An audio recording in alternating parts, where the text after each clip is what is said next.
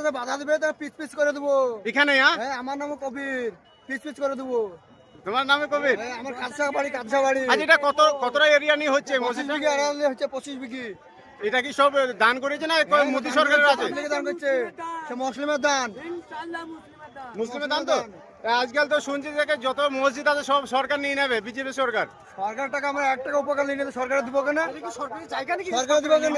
সরকার জায়গা না না? সরকার আমাদের টাকা নেই, আমরা সরকারের কাছে টাকা নেই তো সরকারে দিব জায়গা।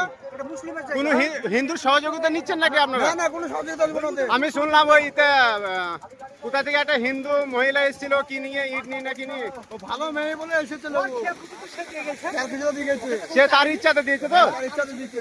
তো কোনো হিন্দুস্তানে কেউ কি পারবে এই বাবরি মসজিদ আটকাতে? কেউ পারবে না। মায়ের দুধ খেয়ে থাকলে আটকাতে আসতে বলেন, বিল্ডিং আসতে বলেন, মায়ের দুধ খেয়ে থাকলে আটকাতে, তার গলা পিচ পিচ করে দেবো। কেউ পারবে না তো? কেউ পারবে না। আপনারা কি মসজিদের জন্য জান দিতে রাজি আছেন? কে কে জান দেবেন মসজিদের জন্য? হাত তুলেন। মসজিদের জন্য কে কে জান দেবেন? আমরা সবাই জানবো সবাই জান দিতে রাজি আছে তো? ইনশাআল্লাহ।